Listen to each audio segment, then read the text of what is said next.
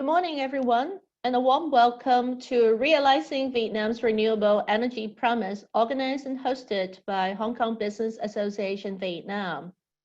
My name is Winnie Lam. I'm the General Secretary of the Hong Kong Business Association Vietnam and currently the COO of Colliers International here. I will take you through the program this morning. Renewable energy presents opportunities and challenges for our future. Today, we will hear from experts and users on their view and experience. I would like to start by thanking our guest speakers today, Mr. Denzel Eads, co-founder and managing director of Pioneer International Consulting, and Mr. Andrew To, general director of Vietnam Singapore Smart Energy Solutions, JSA. And joining our speakers on the panel, we have Mr. Logan Knox, general director of UPC Renewables, Dr. Chia Kun Ye, General Director of Beckermax Hospitality, Mr. Winton Hai, Special Counsel, Energy, Mining and Infrastructure of Baker McKenzie Vietnam, and last but not least, our moderator, Mr. Fred Burke, Managing Partner for Baker McKenzie Vietnam. It is my honor to be hosting all of you today. Thank you. We have 10 organizations hosting our event today, and it is evidence that it is a topic of much interest. Let me a moment to thank all of them.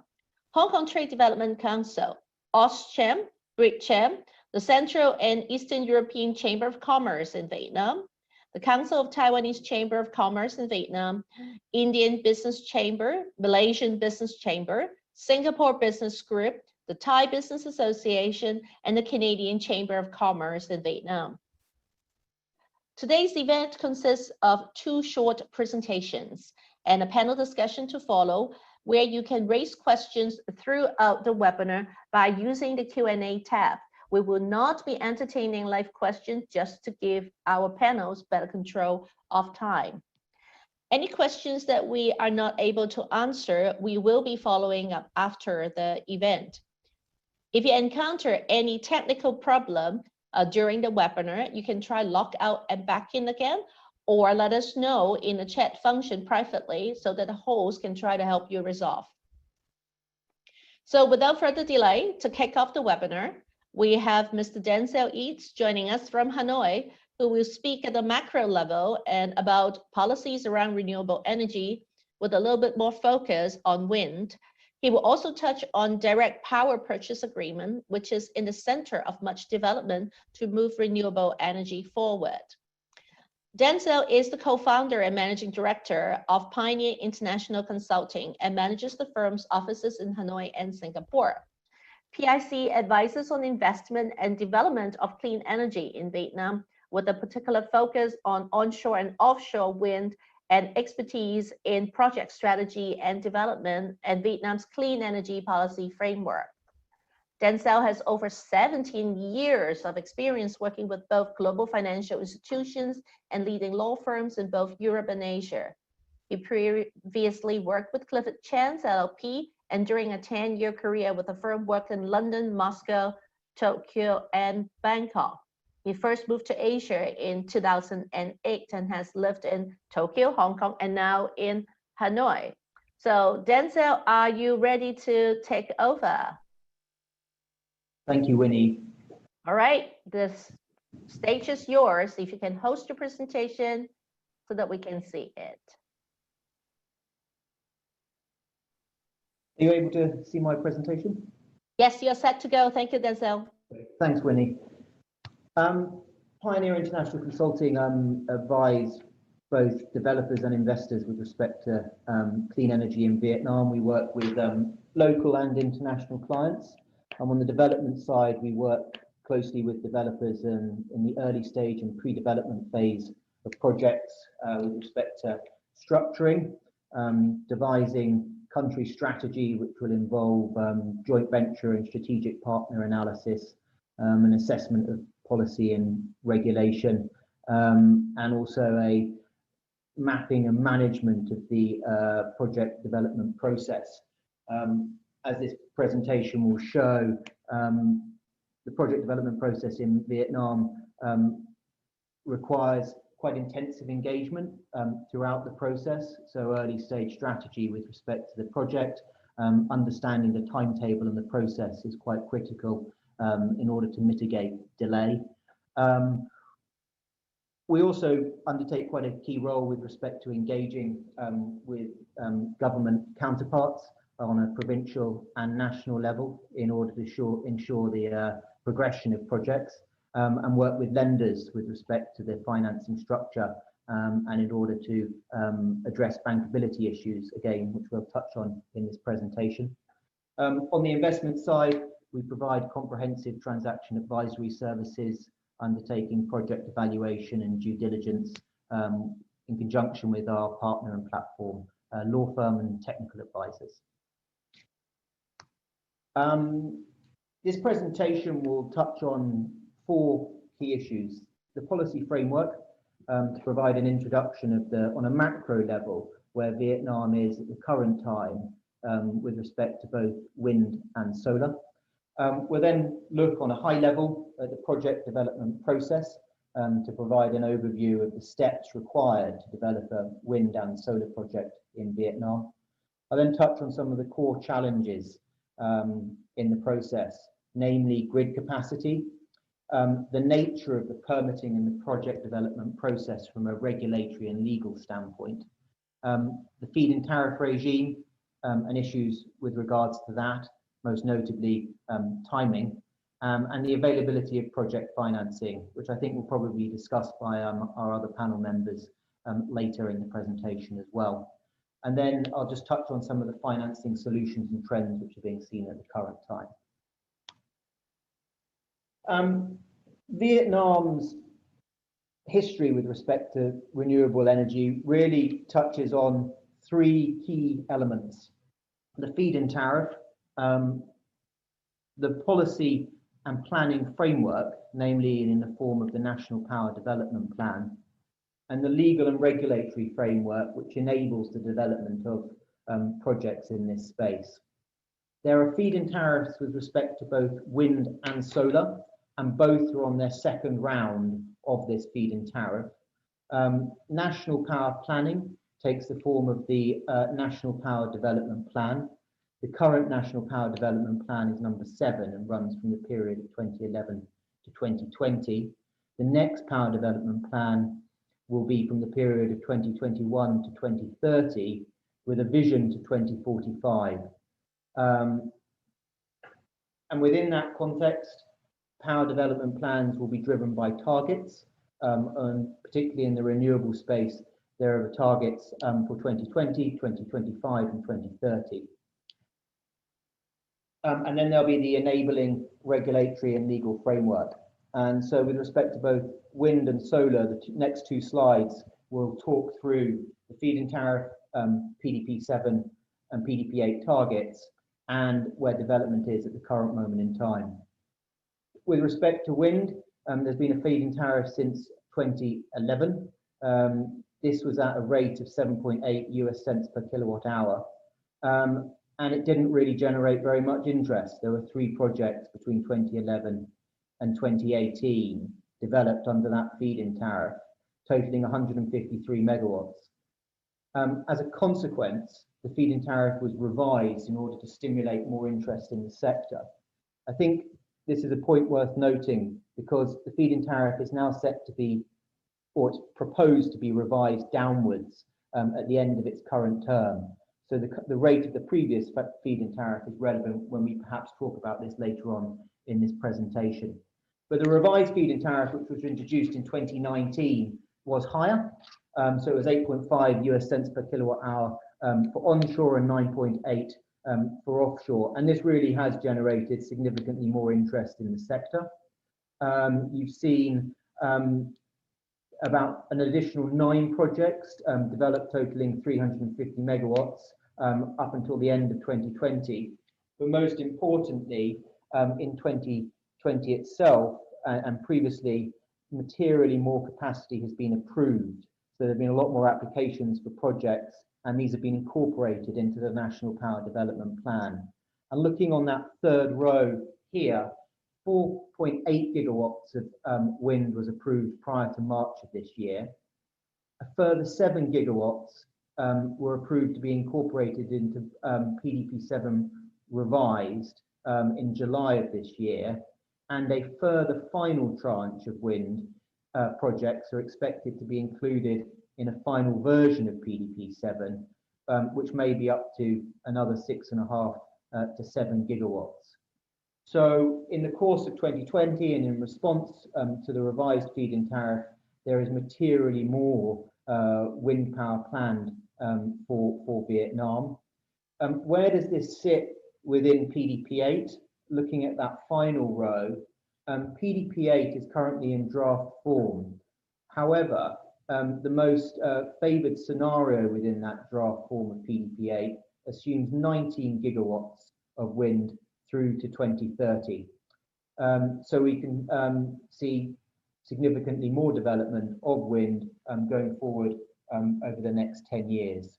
And this fits within a context of an important piece of policy in Vietnam, which is Resolution 55. Resolution 55 recommended and prescribed that there should be 15 to 20% of renewable energy in Vietnam by 2030.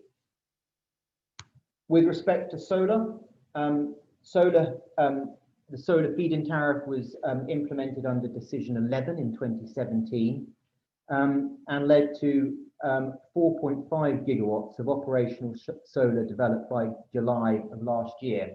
That's when the initial feed-in tariff of 9.35 cents per kilowatt hour expired. And as a consequence, Decision 13 came in, which introduced a revised feed-in tariff lower at the rates shown on the left-hand side here, differentiated according to the type of solar being developed, so ground floating and rooftop.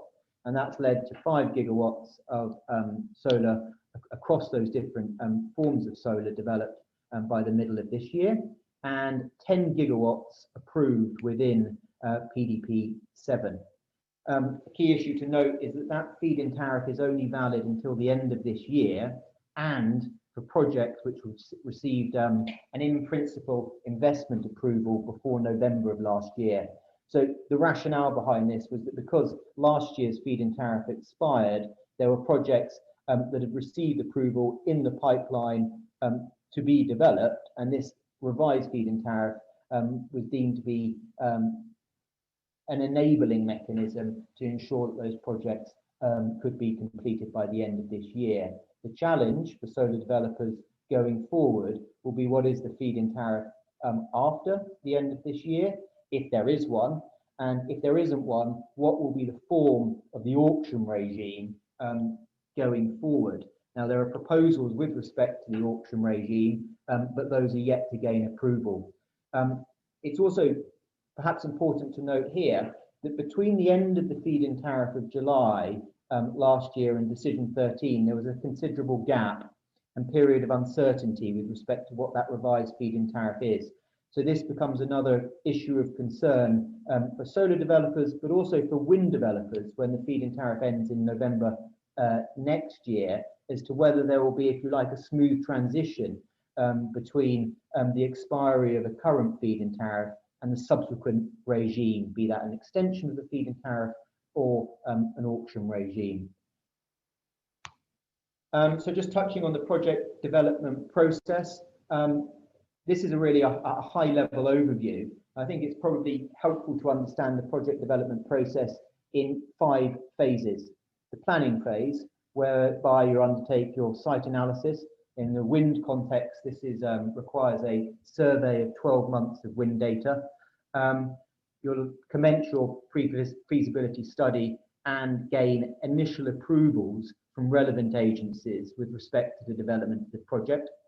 There'll then be the investment approval phase, which really comprises of obtaining the in-principle, including the project into the power development plan, a crucial last step under the planning process, and then obtaining the in-principle investment approval, which will allow you to then acquire your investment registration certificate, effectively the license to develop the project in conjunction with your enterprise registration certificate. So a planning phase followed by an investment approval phase, which will see the incorporation of your project development company. After that, or perhaps in parallel, there can be a negotiation of the project documents, the power purchase agreement, the grid connection agreement, the financing documents, and the technical agreements.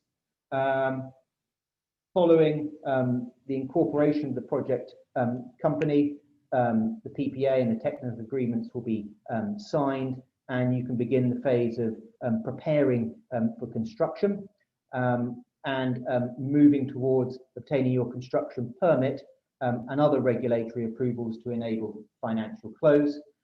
Following financial close, construction can start.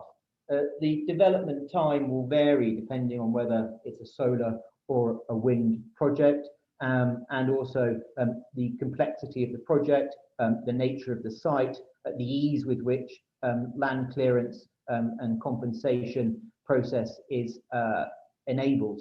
But you could assume for a wind project perhaps a pre-development phase of 12 months, moving through to a construction phase of 12 to 24 months, depending on the size of the project, and a development pre-development phase with respect to solar of perhaps 6 to 12 months, and a construction development phase of 6 to 12 months as well. I just wanted to touch also, and I think many of these issues will probably be discussed on the panel discussion, touch on some of the issues with respect to project development in Vietnam. Perhaps one of the most critical issues is grid capacity.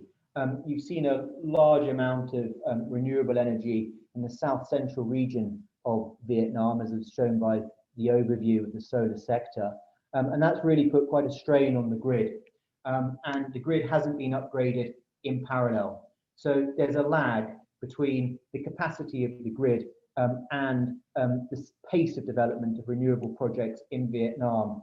So grid analysis is critical to ensuring that you're able to mitigate curtailment risk of your project. Also, for larger scale projects, what's emerging is the need to effectively develop a grid development proposal with respect to your project site. This is quite interesting because private sector development of the grid outside of the substation, which immediately connects to your project, is not permitted at the current moment in time. So grid development is becoming a key issue, but the framework within which private sector involvement can be enabled and facilitated is very much at an early stage of development. So how do you mitigate this risk? The developers on this call will no doubt explain their strategies as well, but physical location and physical mitigation of curtailment risk by analysing where effectively there can be the greatest level of offtake within the context of the grid as it exists at the moment. And then also where you have, as I've mentioned, have a larger project, a grid development strategy, which incorporates grid upgrade within the wider context of the project. I think the next key issue is the project development process, both from an early stage with respect to planning through to engaging with each step of the development process. There is unpredictability and there is a fragmented engagement and cooperation between relevant stakeholders. There isn't a sectoral plan for wind, and there isn't a nodal agency who coordinates the development of projects. As a consequence, it's necessary to really take the front foot, have a project strategy, and to engage with state counterparts in order that you're able to, as much as possible, control the project development process and engage with relevant entities at the right time to ensure the progress of the project and to mitigate delay. The feed-in tariff, we've touched on this with respect to solar. It will end at the end of this year. For wind, it ends at the end of November 21. So this is a material issue when you're effectively seeking to analyse and assess project revenue going forward, and it is putting a brake on project development at the moment. Proposals have recently been circulated by the MOIT with respect to an extension of the wind tariff at a lower rate than they are now. There isn't currently a proposal to extend the solar feed-in tariff, and the expectation was that it would move to an auction regime, in respect of which 3 different structures have been considered. However, the approval of that auction regime is pending. So there is uncertainty as to what the feed-in tariff will be for wind and what the actual tariff regime for solar will be. So this is very much a watching brief to consider going forward. And then there's the availability of project financing in Vietnam. Local banks have limited capacity, both from a financing perspective, but also from a technical perspective. The World Bank estimates that local bank financing can support about 4 gigawatts of renewable energy in Vietnam. So that's clearly not sufficient to support the growth in the sector going forward. As such, you'll need to look to regional and international banks, and then you come across the issues with the bankability of the framework for solar and wind.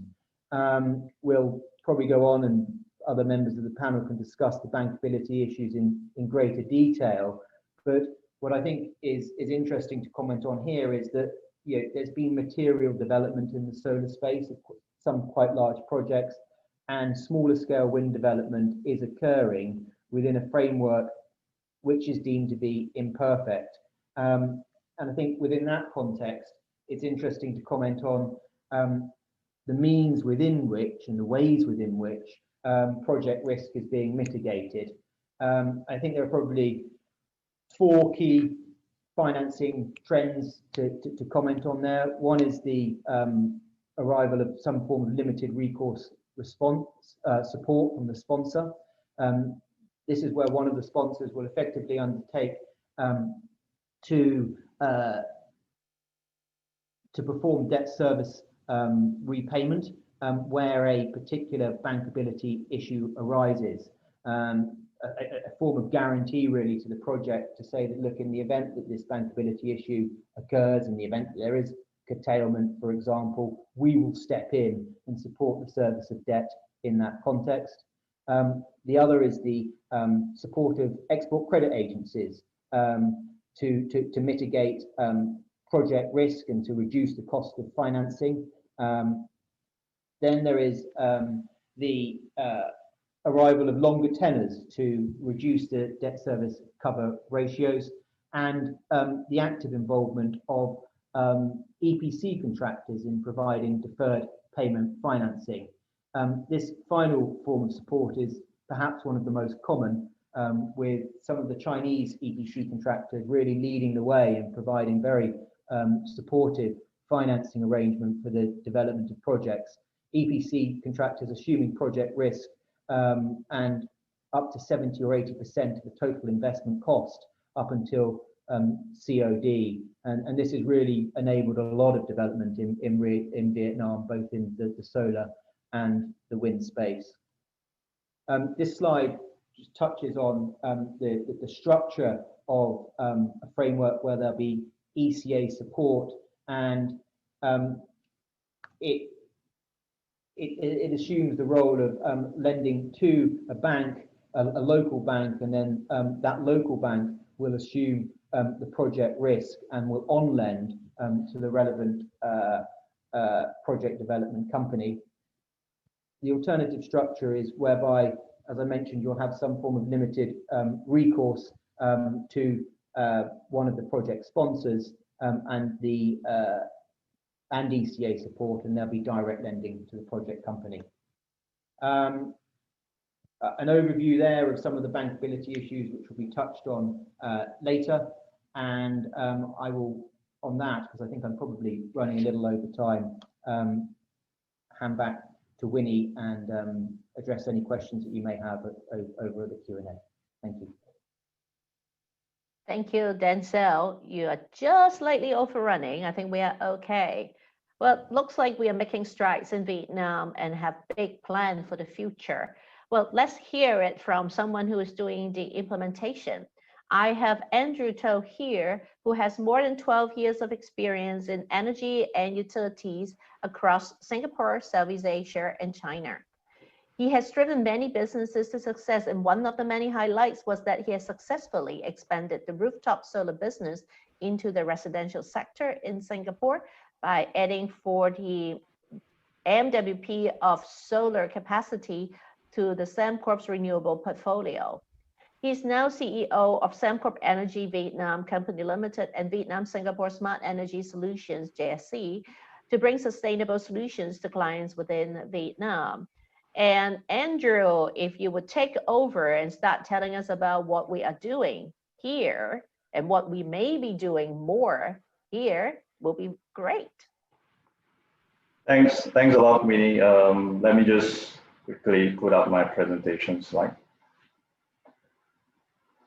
Okay, thanks a lot, Winnie, for the introduction, and hi, everybody. My name is Andrew. I'm the General Director of Vietnam Singapore Smart Energy Solutions, joint stock company. Today, I'll touch on the introduction of our company and as well as an update in terms of what we are doing in Vietnam, especially in the industrial parks in Vietnam.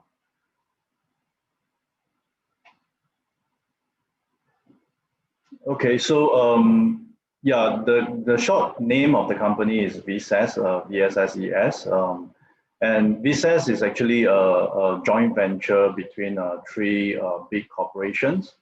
I believe the locals are very familiar with Becamex and VSIP. Becamex is the #1 infrastructure investor in Vietnam with more than 30,000 hectares of industrial parks, as well as a total FDI attraction of over 30 billion USD in Bình Dương itself. VSIP, I think, is also a very familiar name with the Vietnamese. VSIP has been established in Vietnam 25 years ago by both Sembcorp and Becamex, and it has been operating in 7 industrial parks. We just added in 2 more this year, I think. And in terms of the hectares that we are operating in, is close to about 8,000 hectares of industrial park throughout Vietnam. And the customers that VSIP is serving is tremendous, and in terms of the investment value, it's about 14 billion USD. Sembcorp is a Singapore company, and it is today operating globally across multiple markets worldwide. It has an energy portfolio of over 12,000 megawatts, and in terms of renewable space, it is over 2.8 gigawatts of energy. In terms of assets, Sembcorp has 23 billion Sing dollar worth of assets and over 7,000 employees. So I'll quickly give a very quick background in terms of Sembcorp, because the renewable expertise and experience is really coming from Sembcorp. And in terms of Sembcorp, the global operations is across 11 countries. In terms of the renewable energy space, Sembcorp has wind assets in China and India, totaling about 2.4 gigawatts of total capacity. In terms of solar, Sembcorp has over 270 megawatts of just rooftop solar in Singapore, as well as 35 megawatt of capacity in solar farm in India. In terms of energy storage, Sembcorp has 120 megawatts in UK. So I think in terms of the customers that Sembcorp serve, Sembcorp has served customers over various industries, ranging from aerospace, utilities, chemicals, food and beverage, etc. So if I go to the next slide, you can see in details in terms of the customers that Sembcorp have today in Singapore, the 270 megawatts of solar projects that was implemented across the various sectors. So it's quite sizable in terms of capacity in each sector. Of course, our biggest sector is in terms of the commercial and residential space in Singapore, given that Singapore has many public residential housing, and these are the space that will require the use of renewable energy. Yeah, just a quick introduction in terms of the name of the project. Solar Nova 2 and 3 was what Sembcorp participated, and that involved about 100 megawatts across 1,500 blocks of residential buildings. So this is actually a very challenging task, because if you look at the photo on the slide itself, given the close proximity of buildings to buildings and having the need to bring the solar panels up many times over 20 stories, it is very challenging to implement the project, and we have over 1,500 of buildings to do. So it is a very challenging task. This is in fact more challenging than doing rooftop solar for industrial, for factories and etc., because the complexity and the work involved is just much more challenging as compared to what we face in terms of the industry setup. Okay, so this is a new addition for Sembcorp in terms of in Singapore. We are implementing this 19 megawatt of ground solar together with Jurong Town Corporation in Singapore. And the name of the project is Solar Land 3. Yeah. The other one is the first large-scale floating solar in Singapore, and I think it is also the same in the region. It's a 60 megawatt project, floating solar over a reservoir in Singapore. And this is a collaboration project between Sembcorp and the Public Utilities Board of Singapore. In terms of the Sembcorp Awards and recognition, Sembcorp has been awarded 2020 Singapore Solar Power Company of the Year, as well as the Apex winner of Sustainable Solutions in Singapore. So as you can see, I think we are bringing a lot of experience that we have globally as well as in Singapore to introduce to Vietnam. We believe that with this formula, we can achieve a success formula for our customers in Vietnam, as well as our industrial park in Vietnam itself. So going to VSSES. So maybe a quick introduction to the folks who are maybe not so familiar in the rooftop solar setup. So typically in the rooftop solar, we put the solar panels on the roof itself. And from the solar panels, it's actually generating a DC current, which we call a direct current, whenever the sunlight shines on the panel. So we're using the sun energy to generate electricity. And this electricity flows from the panel as a DC current to the inverter, which the inverter converts a direct current to alternating current. The AC current is actually what we usually use at homes, in factories, in offices, and etc. So there's a need to convert the DC current to AC current before we can use it in the premises. And there is a meter installed on site to track how much actually is being used, is being consumed by the factory for self-consumption, and how much is actually flowing from the EVN or the grid to the factory, or how much is actually flowing out to the grid and EVN itself. So this setup is actually very seamless. There's really no need for the user or the building owner to do anything. Basically, the equipment handles all the generation and all the inputs and numbers itself. And at the end of the day, the bills is just settled between the supplier as well as the user. Okay, in terms of the advantages of using rooftop solar solution, I think there are three aspects that we will classify that with. One is, number one, we do not expect our customer to put in any form of investment. So in terms of CAPEX, in terms of operating costs, there is none that the customer needs to worry about. And in return, actually, the customer get to enjoy savings that by using solar energy that is cheaper, it benefits the customer in the long run. The second aspect is a partnership or collaboration and the key attributes of our organization. So having VSSES and Pecomex as our shareholders, really these are strong brand names in Vietnam itself, and these our shareholders are partners of many companies within the industrial parks itself. So this gives assurance to our customers as well that we are here for the long run, and we are not a company who is here to just capitalize on the attractive market and really not focus in a long-term partnership with our customer. The other things is that we have proven track record. We are not new to this. We have been doing this for years. And in terms of the operation and the HSE experience is something that we bring that is proven to our customers in Vietnam itself. In terms of the assurance aspect, is really zero risk and no interruption to our customer. As I explained earlier, in terms of the setup, is a seamless integration and there's full system support coming from VSSES. And we have in place the necessary insurance and liability protection. So actually VSSES procure the insurance right from construction phase to operational phase so that the customer doesn't have to worry getting additional insurance to cover them.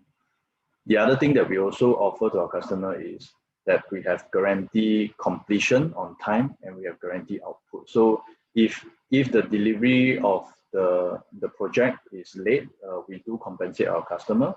If the output is not based on what we guarantee, we also compensate our customer. So this gives assurance to our customer in terms of the system performance. This also shows that VSSES is highly confident in terms of the rooftop solar setup and the benefits that we can assure the customer. That is the reason why we are giving guarantees under our contract to the customer, and there are penalties associated if we do not meet such guarantees. Quickly going through, sorry, just skip one slide. Okay, so in terms of HSC, we focus on a few things. One is in terms of the activities is specially curated for the rooftop solar setup. So we do run the program to ensure our contractors, our workers, and people working with customers on site goes through stringent safety training and safety requirements. There's also a daily toolbox meeting that we conduct in terms of safety, and on a monthly basis, the management will have a site walk down to ensure safety protocol is being ensured. The other thing is we'll also have a reward and penalty program to recognize or penalize bad safety practices among the workers. In terms of working at height is a very dangerous activities. So we make sure that we have the necessary measures that we have in place. So we actually have access that is in a controlled area whereby workers do not enter this area without approval. This is to reduce the risk of falling from height.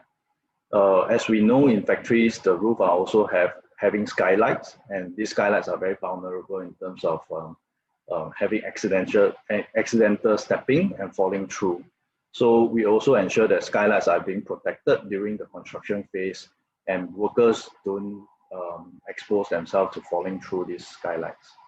There's also the necessary barricade that's being set up when we do hoisting activities. This is lifting the solar panels and the equipment up to the roof.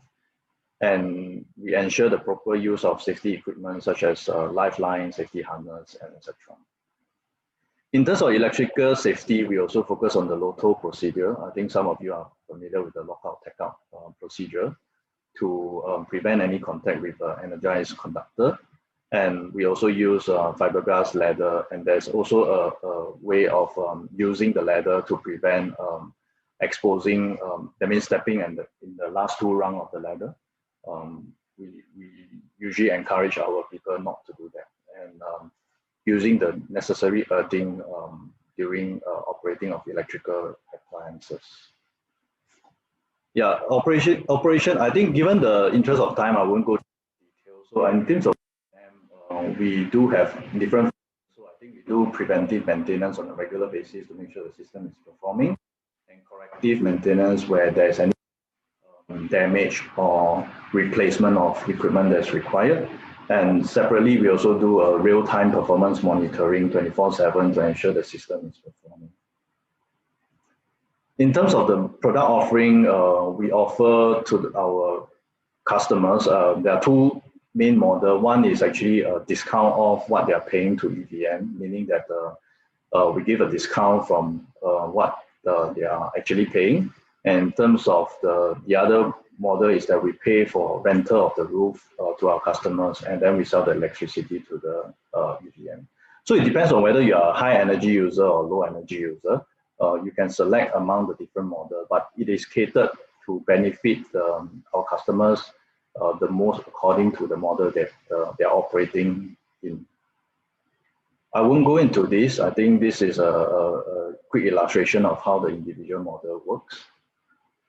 In terms, yeah, so people always have the question, why don't I build the system myself? Why do I use a supplier? So this slide actually lists the key benefits and analysis, cost analysis to the customer. So some of the key things that we want to highlight to our customer is that if they build it themselves, they will have to put in the capex and the O&M cost, and also they have to ensure the system is working properly. And most of the time, customers do not have the expertise or do not have the experience to ensure that such system is operating properly.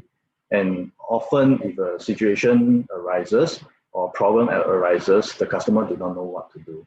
So that is why we recommend the benefits that's coming out from the PPA model to our customers.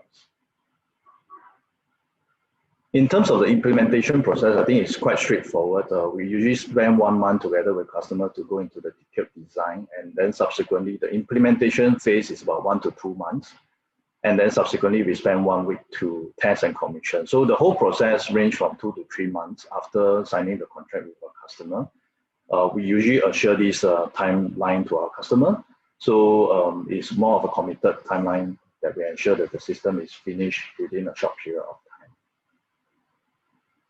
This is, I think, my last slide. So in terms of the completed project, we have finished 1 project last year. It was a pilot project on top of a visit admin building in Benyun.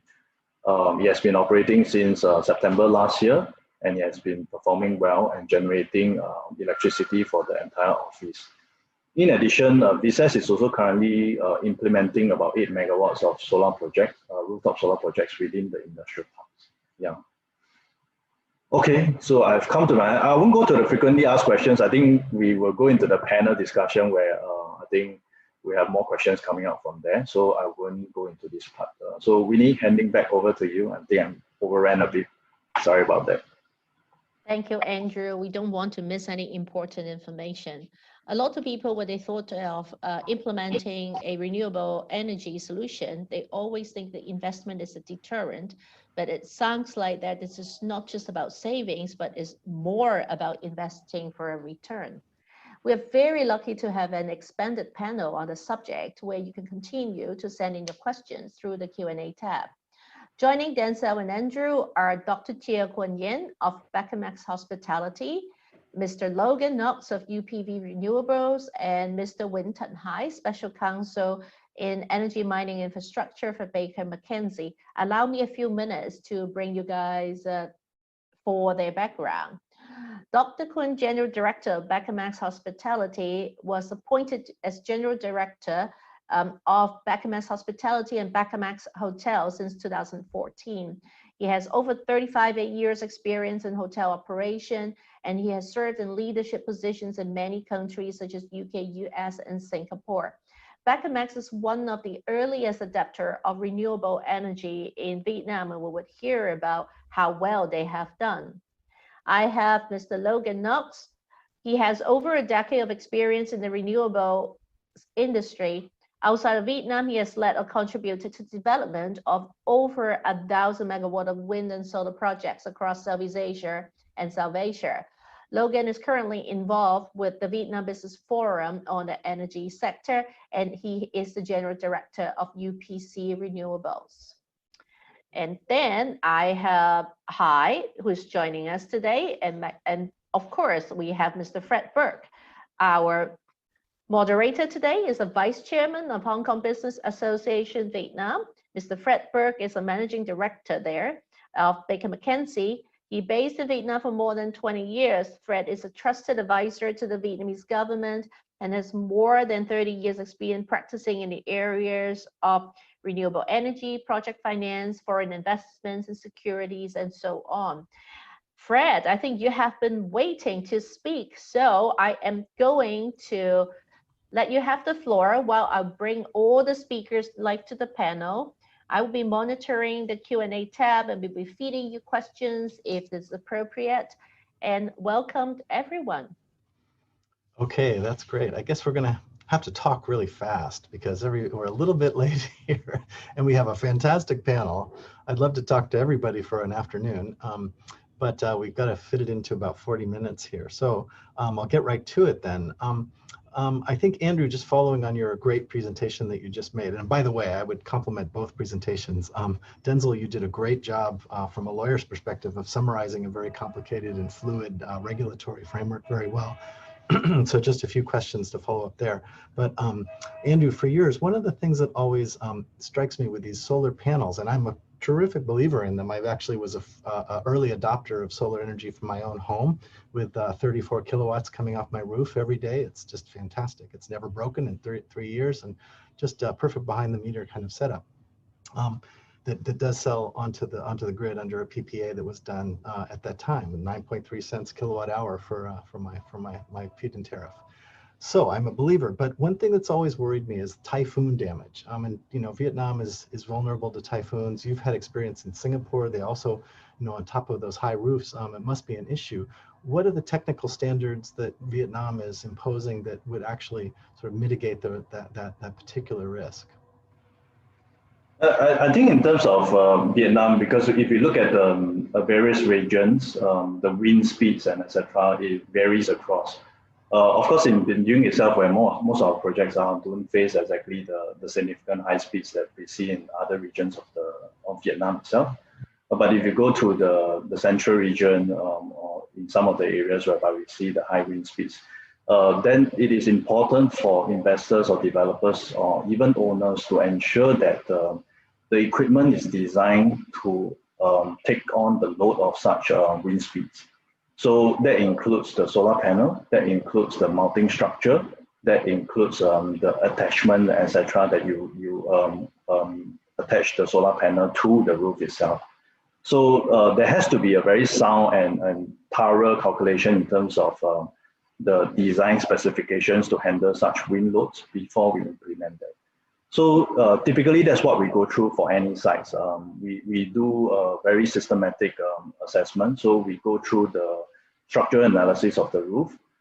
We actually ensure that the roof is catered to handle such stresses with the load of solar and the mounting structure being considered in the calculations. The second thing is after that, once we confirm that the roof is able to handle such a load, then we go into selecting the right equipment to install on the roof. So that is what I think the process in terms of what we have to go through. In terms of the numbers and the design is specific to location, and yeah, that is what developers and investors have to pay attention to. Yeah, good. Okay, that's good. That's some consolation, I must say. Yeah, fine, Fred. I think in your area, I think your panel should be okay. Yeah, very good.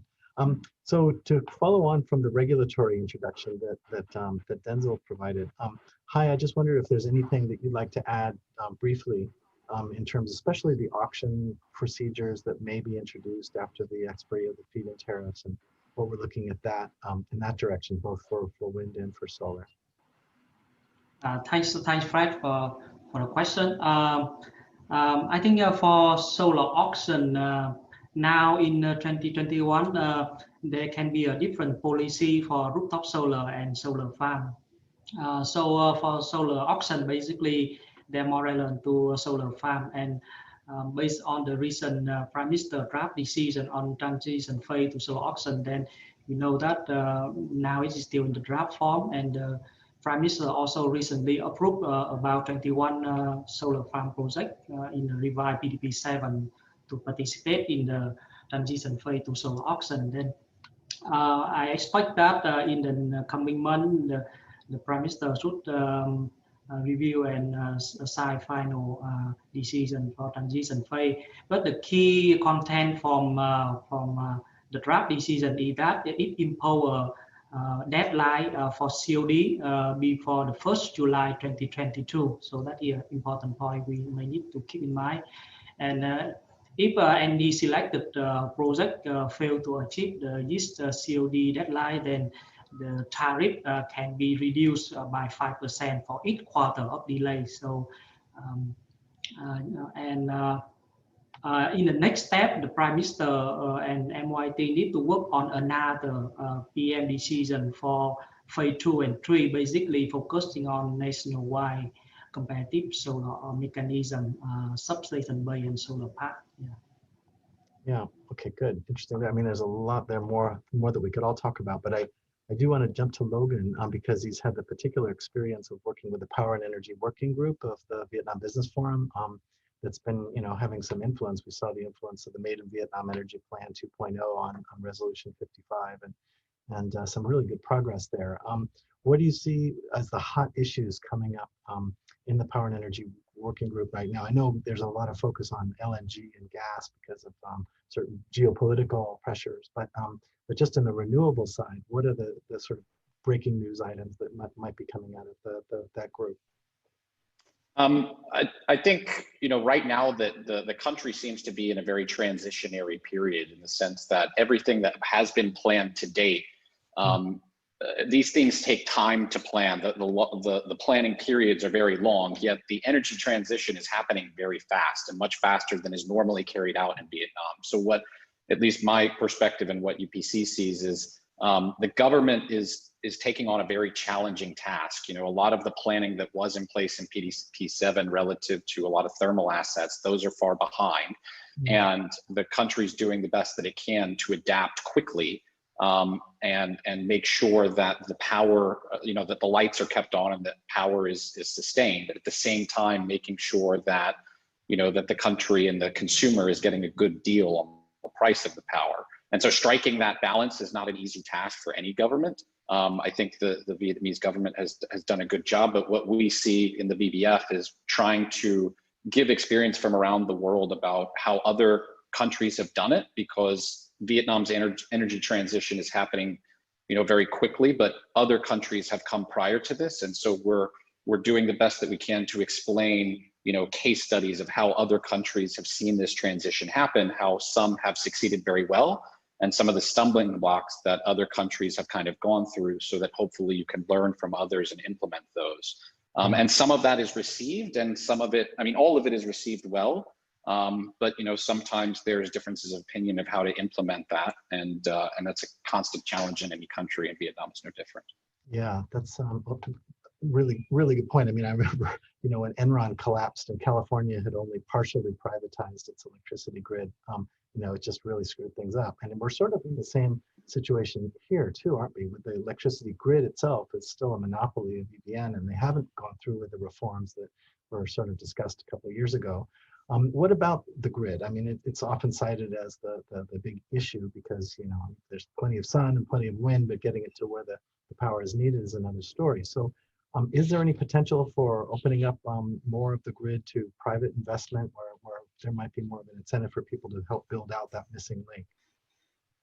I believe you will see that. There's contemplation. I think most people who are familiar with the market would know that certain local private companies have taken the step of actually implementing large substations and then giving those back, to EVN, basically in exchange for, trying to push their projects forward. So I think we're on the cusp of seeing that transition, but it's very hard for such an asset like the entire grid to go into the private sector. We've heard of talks of raising bonds to basically increase the amount of financial capacity of EVN to deal with this. But it's a very challenging situation both for them and us. For the developer side, it's sort of like, well, we can't build the project if the grid isn't there. And then, EVN can't go around building transmission line everywhere there could be a project in the future. So which one comes first?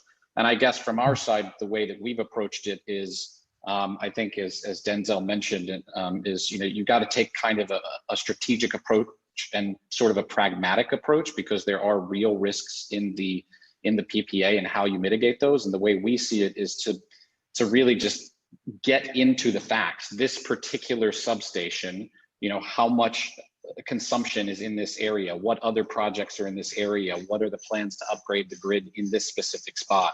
And right now, until the regulation is sort of more expanded to allow for these private investments, I think that it's just true project development in a very specific and tailored way for each project is the key. And So that's how we approach it. Yeah, there's still some, I remember in the early days of the MOIT's PPA, we all pronounced it dead on arrival. It was not bankable, but, people came in and adventurous souls got, verbal commitments, and people looked at EVN's track record, which is pretty good from a payments perspective, even though its balance sheet was stretched.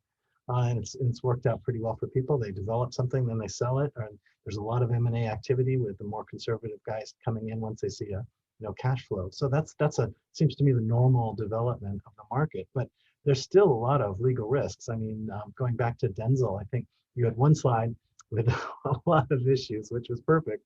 One of those issues was PPAs, which another book could be written about. Would you like to just summarize what are the key issues with the power purchase agreement that you're supposed to, the form of the power purchase agreement that we have to use?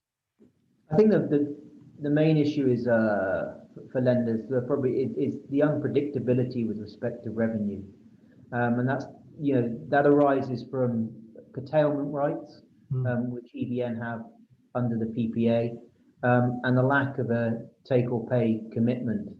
So when you combine those two issues, actually with an additional issue which is termination, you've got an unpredictability with respect to what the revenue is of the project over its life.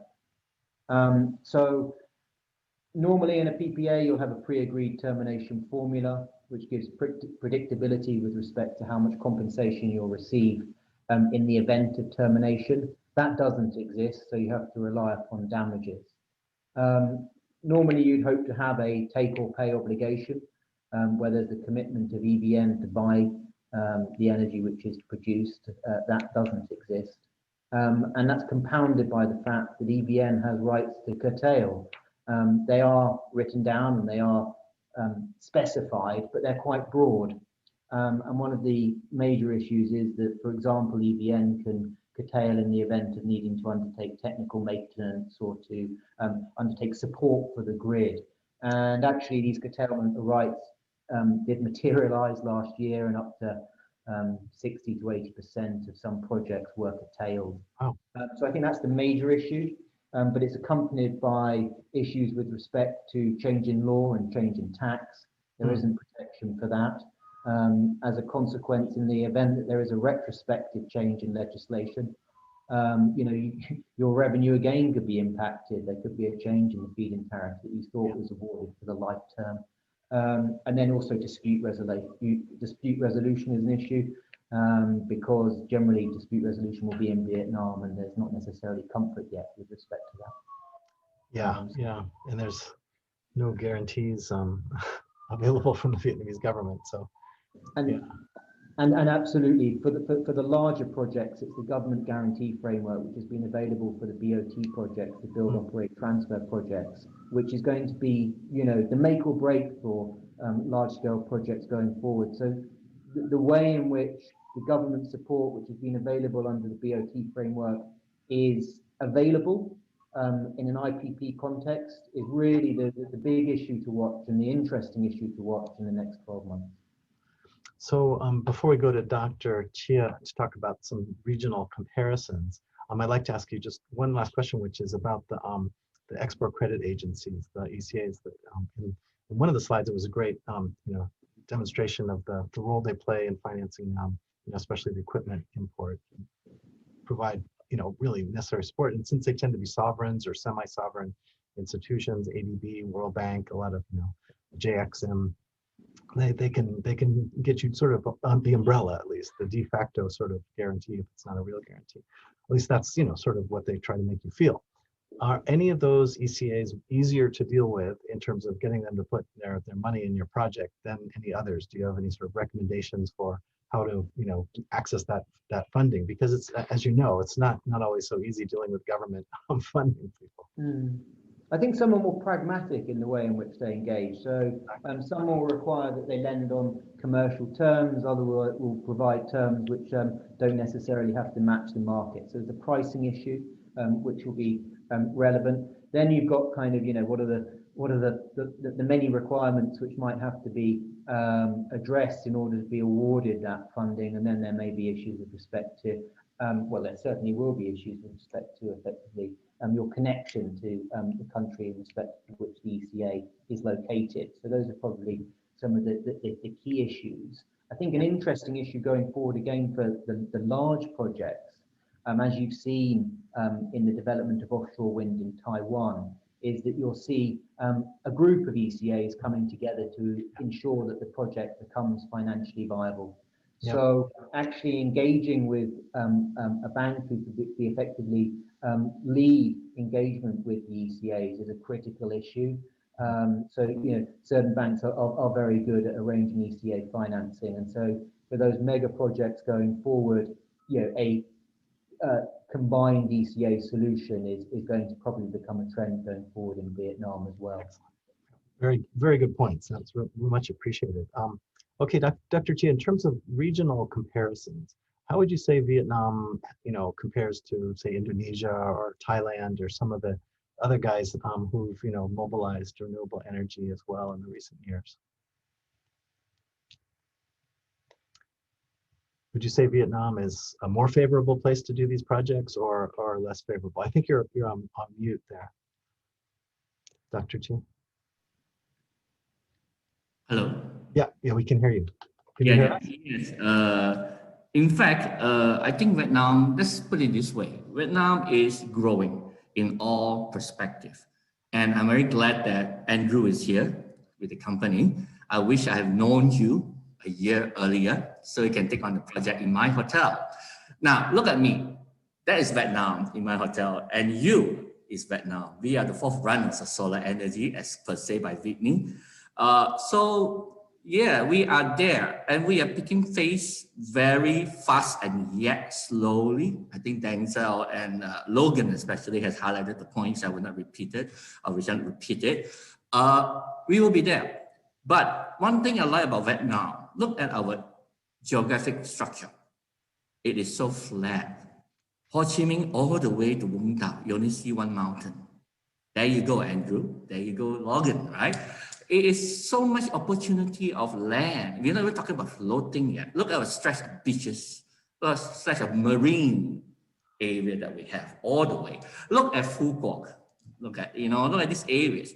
And we have the mountains also. So in terms of opportunities, I think we should open our eyes, really look at geographic, regional, and provincial allotment or requirements by the government or authorities, and really study how we can really improvise or implement solar, wind, etc. Compared to Singapore, right? Andrew, all we need is just rooftop in Singapore, nothing else, right? And the water, that's all. Look at Thailand and all those. It may be similar structure, but somehow Vietnam has a drive there because, you like it or not, the foreign investment are coming in, and renewable energy is one of them. As I said, like my hotel, it saves me thousands of dollars every month, and my restaurant 86% with a square feet of 1,300 square feet restaurant being powered by the solar energy until 5 p.m. every day. Isn't that wonderful? So yes, Vietnam, I believe that it will grow. I said it's coming up very fast, but yet we are getting there. So. Excellent. I have one final question for both you and for Andrew, because you're coming at this from different sides of the same elephant, so to speak, referring back to Kipling. And that is about partners in Vietnam and finding a suitable partner. In the beginning of the development of renewable energy here, especially the early wind projects, it was really a challenge to find somebody who could play the role of the local partner. But nowadays it seems quite different. How would you explain, your success in terms of the BECAMEX example and how it's interfaced with foreign partners? Okay, maybe I go first. So I think for us is quite a no-brainer choice. I think Sembcorp has been in Vietnam with BECAMEX for over 25 years. That is the reason why we chose BECAMEX to do this joint venture under to develop rooftop solar. The other aspect is because both BECAMEX and VSSES have so much experience in terms of the industrial park, in terms of working together with industrial park tenants, customers, what their requirements are, and that's why this JV is specifically formed to cater into such space and to such market in Vietnam itself. So one is, of course, the comfort level of the partner itself, and also the working relationship, the objectives, the business model itself. In terms of, I think we have seen a lot of players, I think in the bigger space on the utility scale, solar farm, wind farm, we have many local partners, local players entering into this space from real estate background, from other backgrounds, going into the renewable space.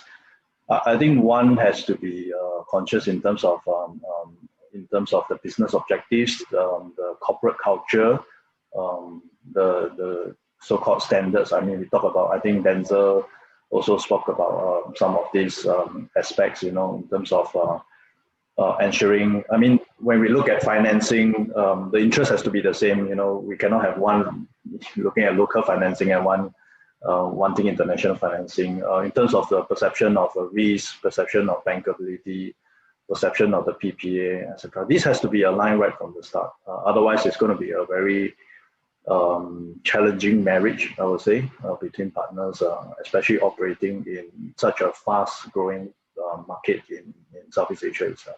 Yeah, but at the end of the day, you've got this huge catchment area of enterprises that need power at a reasonable and stable, price. And moreover, there's this sort of macroeconomic shift of, manufacturing moving to countries that can supply green energy to make sure that they can show that they've got a green supply chain, right? So the big consumer brands want to, be able to manufacture in a place that's got renewable energy. That seems to be a big thing with the clients we see that are looking to migrate to Vietnam.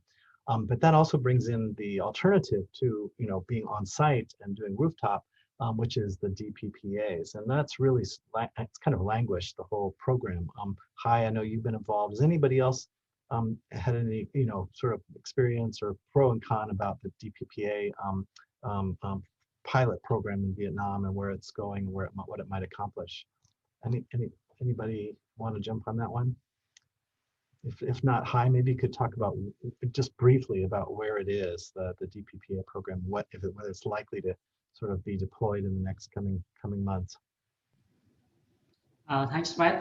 So for DPPA, I think for rooftop solar is for on-site is available for development now, but for synthetic virtual DPPA pilot program, we still need to wait for 2021, because even those recently draft and NYT had some update on the draft, but I think that it may need to be delayed for 2021 to get final approval before the government can launch the program.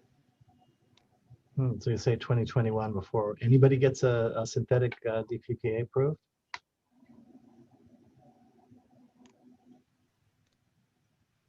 Sorry, I was just asking if that means that it's looking until sometime next year before we get, but so that's not too far off, actually, if you think about it. We can get in 2021 a synthetic DPPA, that would be already something, right?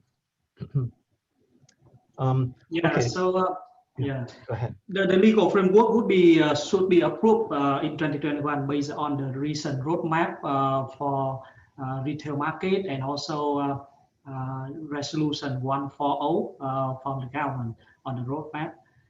So I think now it's really depending on the internal review and approval process from MIT and Prime Minister Office. Yeah. So the implementation state would be in 2022 or 2023 before the government can expand the program further. Okay, good. Can I just jump in there please quickly, Fred? On the we've started attending the original Renewable Energy Buyers Association's meeting in 2017 and trying to get involved as quick as we could.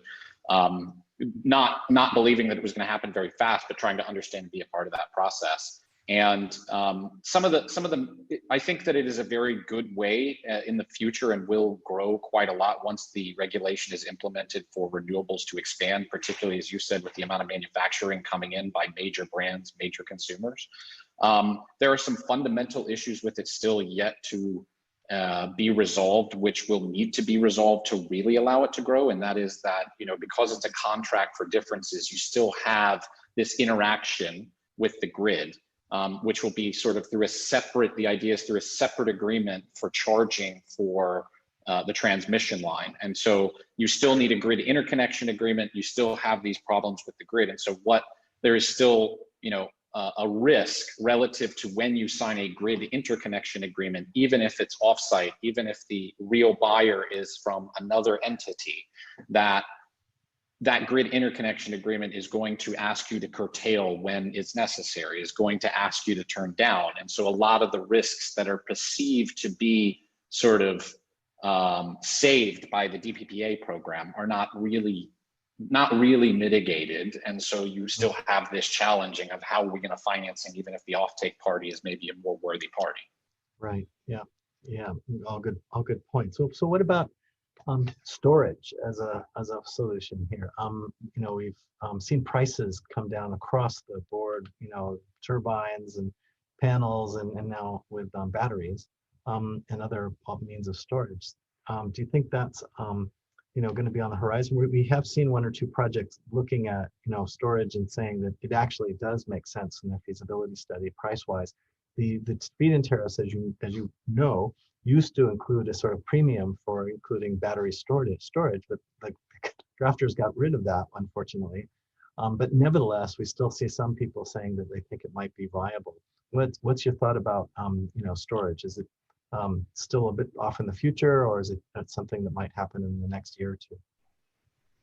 My personal opinion is it is required. I mean, the fundamentals of Vietnam's renewable energy are just so compelling that I believe that as long as the government doesn't dampen it substantially, that renewables will continue to have a very large place to play here. And so with that will be the variable, as is with all renewables, the variable generation. And so that will be, I think, one solution is potentially LNG. A lot have talked about that, and which with its ability to ramp up and ramp down much faster. But I personally believe storage will play a bigger role to come. You've seen now EVN invest in Bac Ai, which is the big, pump hydro facility down in the central region.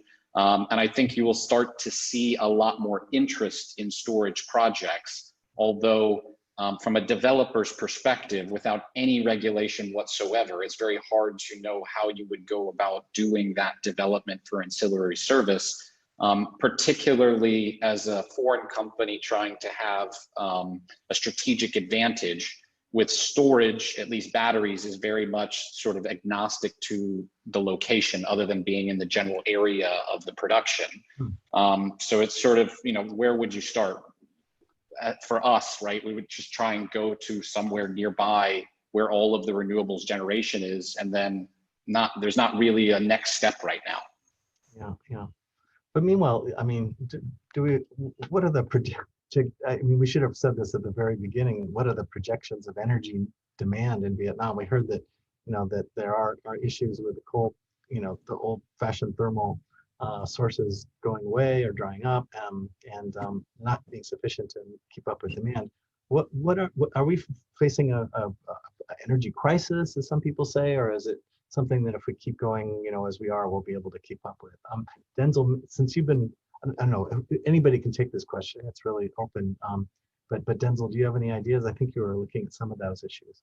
Yeah, I mean, energy capacity is forecast to double in the next 10 years, or more than double. So you've got about 60 gigawatts of capacity now.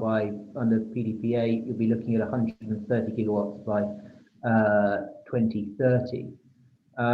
With respect to demand, I guess it's increasing around about 10 to 12% per year. So there is a real short-term issue. How's that going to be addressed? Most likely through the import of energy, and combined. And I think over the next 12 months there'll be additional import of energy from variable sources, but likely relying on existing import sources that are being used, Laos is from one such place. But within that context of and Logan touched on this. transitioning away from coal. So the coal power plants are not going to get built. So how do you factor for that within current planning? Well, one part is a conversion of those plants into LNG. So seek approval for that. Okay. So, I mean, I think a near term, and then an accompanied part of that is the development of additional renewable. But the interesting issue for renewables is if you've got additional LNG development happening in the same space, how much capacity, willingness is there to develop renewable in parallel? Yeah. Do you think Vietnam has its own gas reserves that eventually would be deployed? And because there's so much discussion about U.S. fracking gas and being part of the trade balance solution. It does, but it's not been the sort of huge success story in terms of to date, and it's been very costly. So I think that's where LNG comes in. It's a faster and more cost-effective solution than the further development of the fields in Vietnam. But there is active the development of those fields by both local and international parties. Yeah. Okay. Good. All right. Anybody want to say anything else on that? Fred, may I just add on something about storage that Logan talked about? And it's very true. Now, we've been talking about industrial implementations and big guys, big players. Look at the middle and the small players like myself. Now, the storage is a very deterrent of having the project on place. I know many universities and many big hotels, they plan to have solar, but they cannot store the energy. In other words, the daylight is not enough for them. No doubt the daylight hours will give them a return on investment in the end. Finally, it's a benefit. But overall, the strategic implementation is not there. So I just on my wish list that someone will bring the technology of a storage device in or create a storage device. We can do it in iPhone. We can do it in mobile phone. Longer life, better storage. Why can't they do it with solar energy?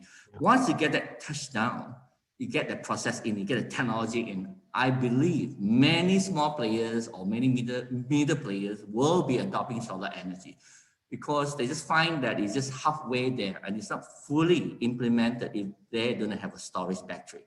And it is very expensive, so we only rely until 4 to 5 p.m. and really go on EVN. So if somebody really bring in the technology of the storage, it will be fantastic. And I can see that it will grow very fast in solar implementation.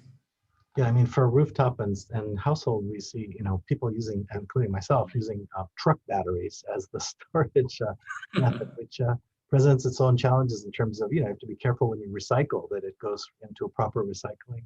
Yes, like myself, my hotel needs 1,000 kilowatts every day. Wow. Producing, yes. That's so awesome. I have two systems going on. Two systems producing about 600 kilowatts in average. So a simple hotel like mine using that, can you imagine if other hotels are encouraged with a better system, with a better maintenance system? I think solar will go very fast. Yeah, I mean, anybody can jump in with anecdotes or experience on this one, but I think it's it's obviously the future is improved solar. I did go to the Tesla dealership in Washington, D.C. at one point to ask if they could sell me one of those wall-mounted garage batteries, and they said, "Not in Vietnam, sorry, we won't, do the guarantee, we won't do the maintenance." And ironically, my truck batteries haven't broken. I haven't had any interruption in the power in 3 years, including with lightning strikes and everything. So I'm, like I said before, a firm believer in rooftop solar. Well, the solar industry tends to put so much concentration on the panels. When I installed my first project, it gave me 320 WP. After 6 months, I was being offered 380p WP. So within 6 months, you can increase the panel to about 20%. Wow. So why no one think about the storage? It has to come with it, right? I mean, it doesn't have to, but it will be really, really advantageous to come with it in terms of marketing, selling, and maintenance. And precisely that, Again, that goes back to the green supply chain point we were talking about. Right. All right. Okay. Thank you. Well, I think we have to sort of wind it up, Winnie, or 3 minutes before the hour. And it's been great talking with all you guys. Thanks for putting up with a sort of random question generator here. Appreciated all your input, very good information, and I hope our audience felt the same way. Winnie, back to you.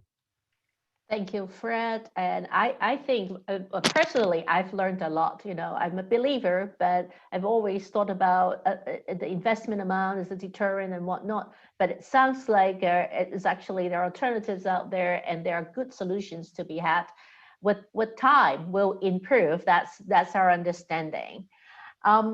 Well, yes, you're right. It's about lunchtime. I don't want to keep anyone. And any questions we're not able to answer, we'll get back to you a little bit later.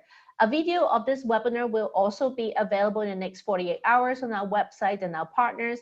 And we will share the slides with you too if you have been a registered participant. I would like to thank Denzel and Andrew for putting the time with preparing the slides, and also the panelists, Dr. Kwon, Logan, and Hai. And of course, the fantastic moderation of Mr. Fred Burke. Thank you, the audience, for spending time with us today. And I hope that you have learned as much as I do. Now, for any one of you, if there is a topic you want to hear from Hong Kong Business Association, or if you're interested in being featured in one of our future webinars, do reach out to us. Our next event for Hong Kong Business Association is actually an in-person event. Can you imagine that? It will be our December 11th, Friday, annual general meeting, and also a charity dinner. So you don't have to be a member to join. Contact our secretariat if you haven't gotten your ticket yet. So until we meet again, thank you for being with us today, and see you all very soon in person. Okay, thanks, Winnie. Thanks, everybody. I really appreciate it. Thank you, everyone. Thank you so much. Thank you. Thank you, guys. Thank you.